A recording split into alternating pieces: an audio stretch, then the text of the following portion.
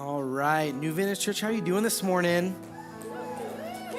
Thank you so much for letting me come and hang out with you a little bit. I'm not a typical face that you see on stage, so I wanted to kind of real quick, just hands up. Raise your hand if you recognize me at least. You've seen me running around church. Okay, yeah. So I kind of a recognizable figure at 5'6", 260. Like most guys that you know are not, the weight of an NFL linebacker, but also still have to check and make sure they're tall enough to ride the rides at Silverwood, okay? It's kind of a unique, I get that. Now also raise your hand though if you actually, and it's okay if you don't, but raise your hand if you know what I do at the church. A few less people, a few of you know, that's good.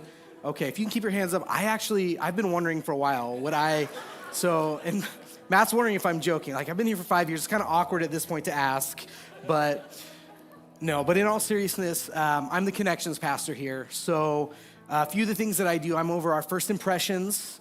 So the welcome team that you see when you come in, the ushers, the hosts at the welcome center, coffee team, all that good stuff.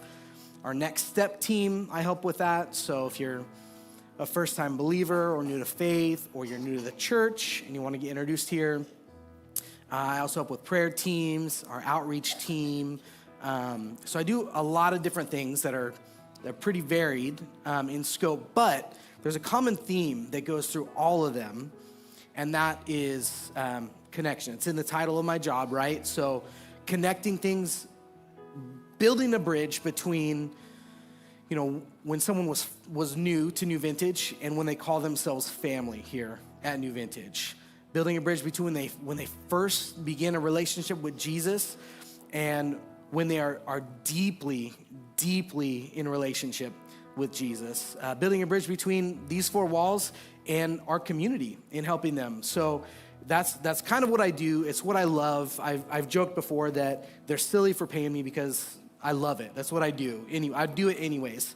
I went to school as a communications major, sociology minor, so I love the idea of dissecting and understanding interpersonal relationships, how people view and see the world and their place in it. That's something that's always fascinated me. And so I thought, well, why don't I just take, what I know, something that I've experienced and have a passion for, and bring that to you guys. So we're gonna do that today, and we're just gonna talk about connections, what it is and what it isn't. There's a little principle that I wanted to start off with that was fascinating to me. It's called the proximity principle. Okay, the proximity principle. So it's a paradigm in social psychology where humans automatically associate things which are physically close together with each other, okay? So our brains just lump them together. They automatically group things together that they view together. So, for instance, if you see two people walking into a building together, you might think, all right, they're together. Maybe they're married, maybe they're related. Or if you see items organized in groups, you would say, okay, those things belong together. It's actually a very natural thing. It's super helpful for your brain to process information in a way that is kind of giving you clues about how things are related, right? It's helpful and it's great, but also I think that it can lead us to some false conclusions, right?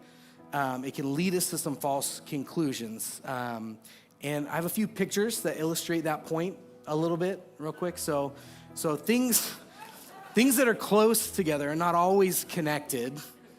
Okay, one more picture. Things that are close together are not always connected. There's just some odd dynamics.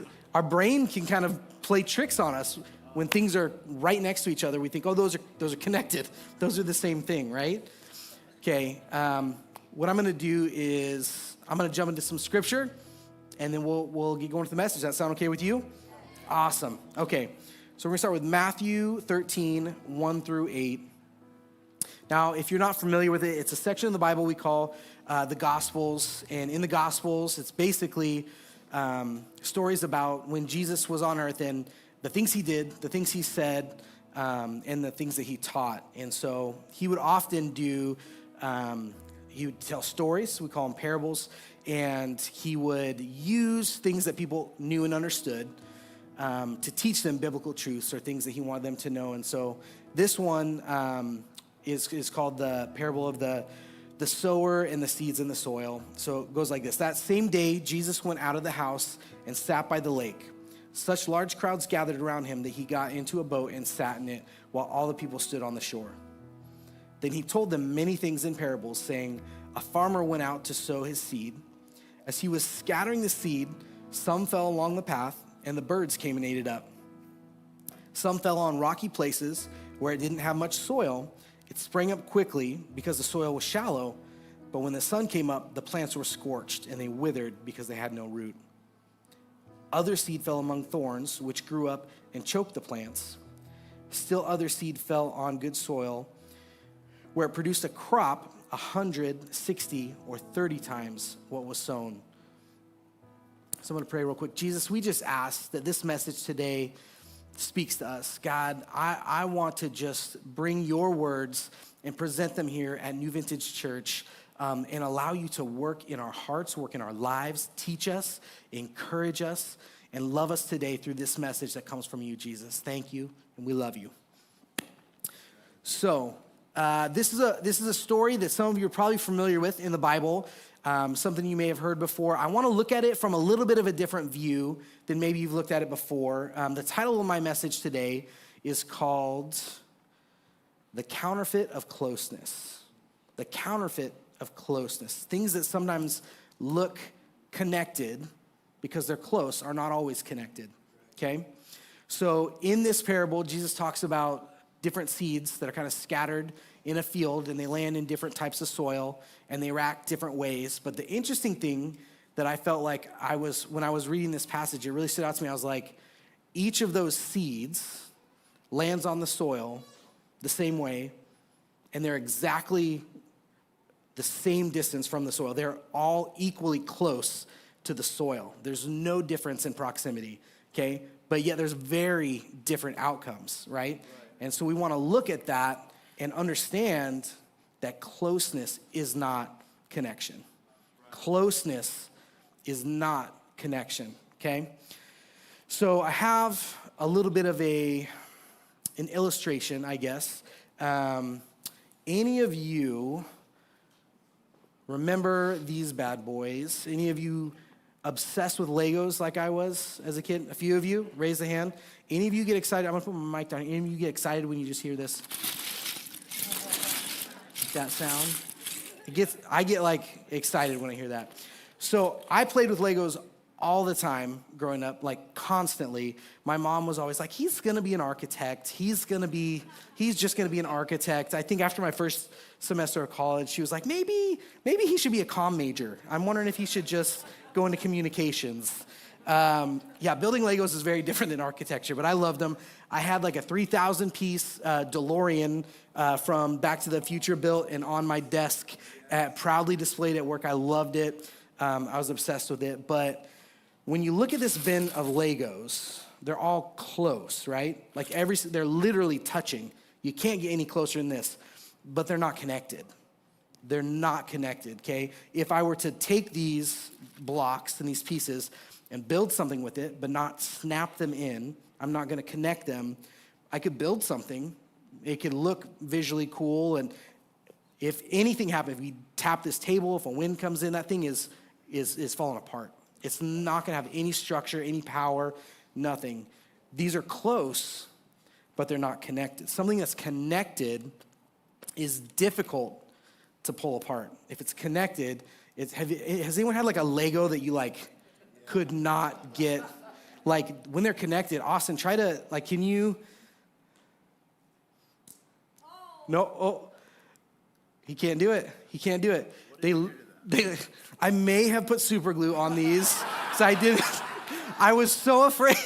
I was planning this out, and I was like, "This is a good illustration." I'm like, "What if he just opens it?" My entire sermon just like, "Thank you for coming." And so, but they literally do. They have tools that they put in the Lego sets that are made to pop stuck pieces off of each other because they get connected and they're hard to pull apart. Like that's the point of connection, right? You want to be entangled with it.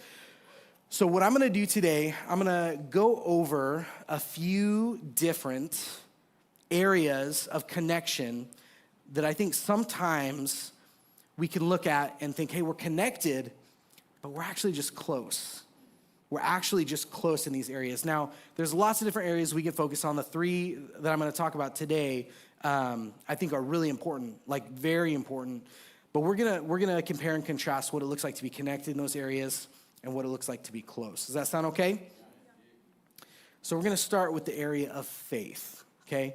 Now, I know that sounds like like it's the Sunday school answer, like Jesus, like it's Jesus, it's true. But here's what it looks like, I think, if you're connected to your faith, which isn't bad, or excuse me, when you're close to your faith, which isn't bad, but not connected. Maybe you're showing up to church, like maybe even every week you're showing up to church. But what you're doing is you're relying on that to feed you. You're having other people tell you what to believe and what to know and what to think about God. And it kind of ebbs and flows based on the other people supporting you in your life, in your faith, right? Okay? It might look like you talk about your faith a lot, like you're close to it, like you mention it all the time on Facebook. I'm gonna raise my hand because I've been there and be like, praying for you. Like, maybe I forgot. Like, it's something that is like you're constantly talking about, right? You're close to it. Maybe you use biblical truths even to like support things you believe in and to guide your decisions until it's inconvenient for you, until you're like, I don't really want to do that, so I'm going to maybe not use the Bible to make that decision. Maybe you're familiar with basic theology. You know, I know that Jesus came down and he died on a cross. He did that so I could be reconciled with him. Or maybe you know a lot of stories from the Bible. David and Goliath you're familiar with, Jonah and the whale, those kind of things. Like you're close to it, right? You're familiar with it, but you're maybe not necessarily connected, okay? And so what does it look like to actually be connected to your faith? You have a deep personal relationship with Jesus. It doesn't matter what's going on in the outside world. You're connected, and you're talking, and you're living for him. It was, I think, something that Matt had said one time in a staff meeting. He said, I want to be at a place, now, I don't know that I'm there personally yet. This is like goals, right? But like if the world falls apart, literally the world falls apart and, we churches can't meet and Bibles are gone. Like I want to be to a place where I'm like, I still have my faith. I'm still following God. I'm still seeking God. Like everything else is gone. I'm still rooted in my faith. That's connection. That's connection to your faith. I want to have a hunger to meet with God in prayer. I want to talk to him, and this is an important one, and some of you need to hear this one. I want to listen to him. I want to hear from him. I want to, like, it's 11:47 right now. I'm already, like, thinking about lunch. I'm like, okay, if I get out at this time, maybe there's not a big crowd at Chipotle. I can grab that on the way home. Like, I want that same type of desire for a relationship with God. I want to be like, I'm thinking about it all the time, even when I'm not praying. I'm like, okay, when's the next time I'm going to connect with God? I feel off if I haven't been, like maybe a little cranky if I haven't connected with God. Like that urgency needs to be there. That's connection. I use biblical truths to evaluate and make decisions regardless of how I'm feeling in the moment or regardless what other people are telling me. I have to stand on what God tells me, and I'm going to use that to guide my life, okay? That's connection. I wrestle with hard questions.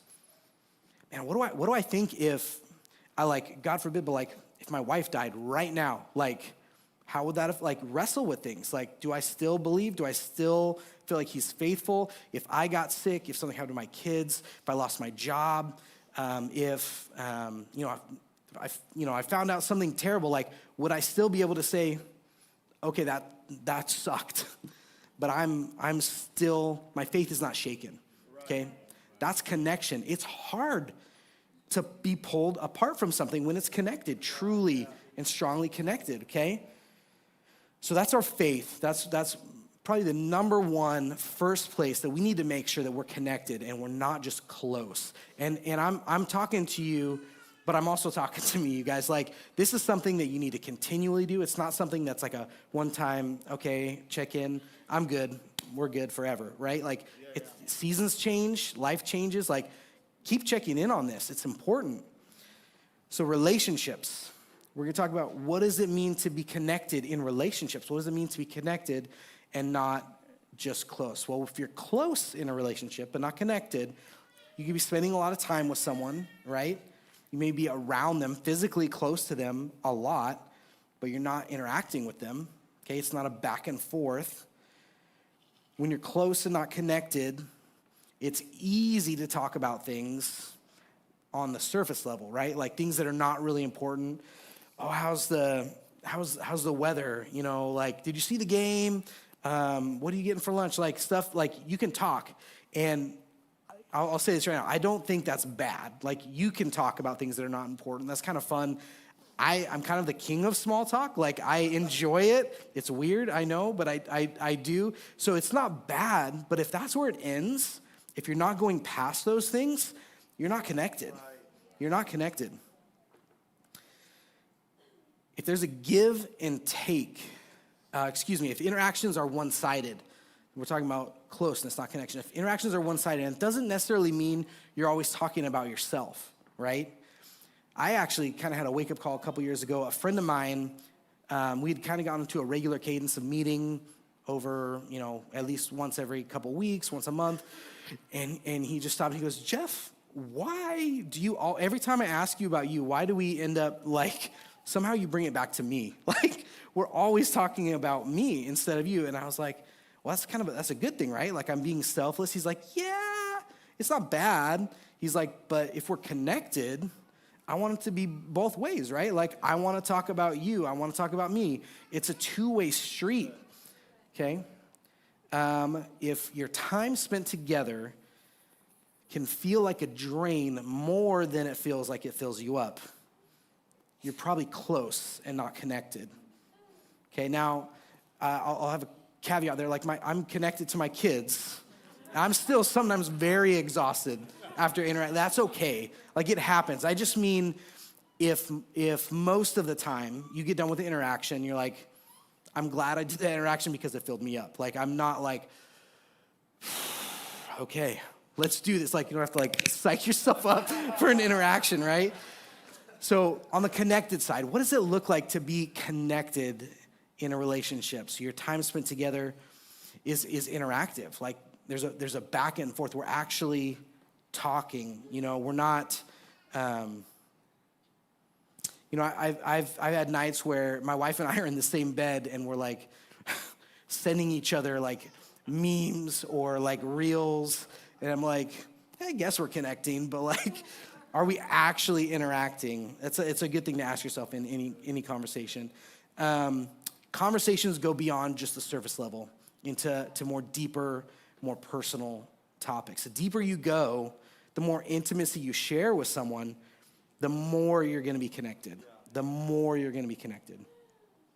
And like we talked about before, there's got to be a give and take. It can't be always someone's job to be the listener and always someone's job to be the talker. Okay? It can't always be the person's job to be the encourager. Okay? You have to take turns. It has to be an ebb and flow in the relationship. Sometimes I'm going to support you. Sometimes you're going to support me. Like, this is a connection relationally. Is this helpful for you guys a little bit? Okay. So we're going to move on to service. Now, this is kind of a unique element that I want to talk about. And when we're looking at serving, if you're close to this part of your life and not connected, that's going to look like giving of yourself and serving only when it's convenient to you, right? Like, hey, I'm going to come and I'm going to help out, but only if it doesn't get in the way of something else I want to do, okay? The ways and the areas that you serve, they're not going to be connected to your passions or your giftings. It's going to be kind of like, oh, like we just, I'm serving kids because we need just because we need helping kids. We do, by the way, we do need helping kids. Like, that's the thing. If you're passionate about it, and if you have skills and gifting in that area, let's get you connected, okay? There's also an element of depletion when you're serving out of closeness and not out of connection, okay? Like, every time I do it, it's a drain on me. And now again, like, sometimes when you serve and you're connected, it's still gonna be tiring. It's still, there's still gonna be seasons where you need rest from it, and that's totally fine. And then when you're close and not connected to serving, the primary motivation is either a sense of duty or a desire to appear a certain way. It's not necessarily from a place of, hey, I want to be doing this, okay? So when you're connected to serving, there's a consistency that doesn't depend on your mood or your preferences or what's going on in your life. Now again, stuff happens. Like, this is not a sermon about like, hey, you guys should be serving every week. Like, every single one of you should be every single week serving. That's not what this is about. This is about an ongoing pattern of consistency, okay? So when you're serving out of connection, the type of serving that you do is going to utilize your unique gifts, and it contributes to your sense of God-given purpose, right? So if you're serving just to fill a spot, there's nothing wrong with that. That's okay. That's good. But it's not going to necessarily make you feel like, hey, I'm doing what I was built to do. Okay. So it's not just about us needing you guys to serve, although there's an element of that. There's truth in that. It's about, hey, what did God build you to do? Because there's a sense of fulfillment in that you don't get other places. When you're actually operating in your giftings, when you're doing what God built you to do, things just feel different. Doesn't mean things are going to be perfect. It doesn't mean that you're always going to enjoy the exact thing you're doing, but in the large picture, like, you are going to feel better about your life if you're operating out of your giftings. So if you're serving out of connection, even though it can be tiring, it fills you up, okay? It doesn't empty your tank. The primary motivation is going to be serving from a deep sense of gratitude. We talked about that a little bit during communion, but if you feel like, man, I've been given so much, it feels good to give back and to serve and to pour out once you realize how much has been poured into you. There's a get to rather than a have to element of your service, okay? So these things are all important. I'll give you a quick example of why connection is important. Relationally, in particular, I'll just say it's important to stay connected to your spouse. It's important, and I'll give you an example of that. So my wife and I think we make a great team because we're complementary. Like, we're not the same. We have different giftings and skill sets, and so like a couple nights before, I was like, oh, I need to probably think about what I'm going to wear while I preach. And she's like, you haven't thought about that yet? She's like, okay, let's figure it out. She's like ordered like 12 shirts from Target. She's like, let's try them on. Let's figure it out. Make sure this is happening.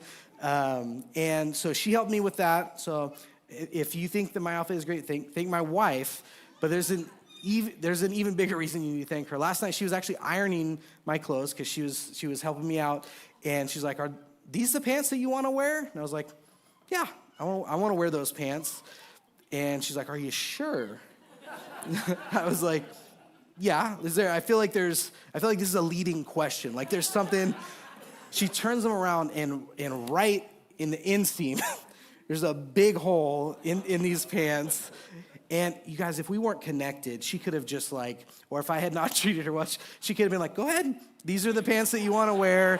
And I don't know if that would have been worse for me or for you guys, but honestly, like, connection matters because we need people to help us out at times. So what I'm hoping from you guys, and hear me on this, church, is that this is not an indictment of where you're at, okay? This is not guilt. We're not trying to make you feel bad about not being connected. I'm hoping that this is an encouragement and an opportunity to openly and honestly ask God, where are the areas of life that you want me to be connected, but I'm kind of close right now. I'm just kind of right on the edge of it, but I'm not connected. I know we talked about these 3 areas today, but it's not just those 3 areas. I mean, am I connected to forgiveness? Am I connected to humility? Like, there's so many areas that we can look at and say, God, I'm just not there. And that's okay. The interesting thing is we talked about closeness is not connection, but the other side of that is closeness is required for connection. So just because you're close doesn't mean you are connected, but to be connected, you've got to be close. So if you feel like you're close but not connected, awesome. You got your first, that's your first step. That's great. And I heard an analogy one time about, does anybody enjoy like brick masonry? Like something about like a 90s like brick house. It just feels like home to me. I didn't even live in one growing up, but like, something about it makes me nostalgic, and I don't actually know why. But I love good brickwork, and the cool thing about it is you can't get more connected than masonry, okay? You can't get more connected than that. The way the bricks are stacked specifically and in a pattern to create structure and closeness, the actual, like the mortar that goes into it, like those things are connected, and not just at one point. I think it's that like each brick has got like 6 different connection points, okay? And so the interesting thing about it though is if we're talking about, hey, our goal is to be connected, right? We want to be desiring to be in the presence of God, hungry to read our Bible. We want to be using biblical truths to guide our life. That's the goal, right? Connection. You can't start there if you're building a brick wall. You have to start on the very first level, okay? So that's the closeness part of it. So if that's where you're at, if you're just at that first level, like, that's awesome. And if you're up here, guess what? You got more bricks you can add on top of it. So every single one of us is at a spot where we can allow God to speak to us and say, where am I missing the mark just a little bit? Where can I dive in a little bit deeper? Where can I connect myself a little bit more with these elements of my life? And I want to tell you right now, church, like, if you can grab a hold of this, if you can allow God to speak to you and evaluate the soil in your life, because I'm not a farmer, right? You can probably tell by looking at it. I'm not a farmer, but guess what? I know one thing for sure. The soil is not responsible for pulling the roots out of the seed, okay? The soil doesn't do anything. The only thing that we talk about in this parable is the soil clearing things out that are not supposed to be there, okay? The stones, the weeds, the things that are going to prevent deep, true, healthy connection, we got to get those out. Yeah. We got to get those out. And if that's where you're at in your life right now, if you feel like you're hearing this message and like, I feel like I'm close in some of these areas and I'm not connected, that's okay. That's a great place to start, is to just be aware of that. And guess what? You don't have to do that by yourself. Yeah. I'm not a farmer. We got some other farmers here, though. Let me tell you, Nick Johnson can tell you how to get some soil ready to plant, right? So if you feel like, I don't know where to start, the first place is, God, what do I need to clear out? What are the things that I need to move out of my life so we can start connecting? The next thing is going back to that analogy of the bricks, right? Continue building. What's my next step? If relationally I'm feeling close to my spouse and not connected, you know what? Maybe I'm gonna just take that small step and be like, let's have an intentional conversation. Let's go get a coffee. Like, I'm not talking about like even radical, massive 180 changes, although that might be the case for you. I don't know. But even if you're like, what's that next step I can take in relationship? What's that next step I can take? If I'm feeling far from God, what's that one thing I can do to add into my life that either clears something out or just adds a layer for me to get deeply rooted and connected? And let me tell you what, we have so many ways you can do that at New Vintage, and we want to help you. So like if you look around, the people around you, like those are the people that are gonna like grab a rake, grab a shovel. Like, we're gonna clear out some soil together, because this is not an individual sport. Christianity is not an individual sport. We have to help each other, and we have to be willing to be helped by each other. And so what I really want to encourage you today is, don't leave today without giving it some thought. If you need to meet like with the prayer teams or talk to someone here, connect with someone here, connect with me after service. Like, if you need some help figuring out, I don't even know what that next thing is that next step that I can take. That's awesome. Talk to someone. That's your next step, is to ask then, right? Yeah. If you feel like man, I have this giant boulder in my soil. Nothing's taken root. I have no idea even where to start on how to get that thing out of the soil. Okay, come up and we're gonna work with you on that. Like, this is literally what it's about. This is being the church, you guys. So I really wanna encourage you guys, like, I hope today's message, it's not about, man, you need to be better. You need to do better, okay? But what I do wanna say is, like, there is another step you can take. I don't care if you're Pastor Matt or Austin, or this is your first time here, like, there's a step you can take. I've got steps I can take. If I look back at my life, like, there's areas while I was creating this sermon where I'm like, I got to look at that. I've got to evaluate that. I've got to be open to God speaking to me saying, you're not connected the way I want you to be connected. And guess what? I'm not just leaving it there as like a shame thing, but guess what? We're going to get you there. We're going to get you there, okay? And so if that's you today, I want to encourage you. You're in the right place. You're in the right place, okay? Being here today and just being open to what God has to say to you, that's huge. That's huge. And so I really want to end with this. I'm gonna pray that God literally just opens up the eyes of our hearts and lets us see the areas of our life where we're close and where we're not connected and where he wants us to be connected. Because you guys, like I said before, if we grab a hold of this as a church, if each individual here in this sanctuary commits to saying, God, I want to be connected. God, I want to be connected. Whoo! Like, there's going to be some crazy stuff. Like, get ready, because there's going to be some crazy stuff that happens. People's lives are going to be changed, okay? This city is going to be impacted, and Jesus' name is going to be lifted up high, okay? So I'm just going to pray that over us right now. Jesus, you are the God of connections. You literally came down and died on a cross so that we could be reconciled and connected to you in relationship, God. You care about us. You want us to be connected to you. You want us to be connected to each other.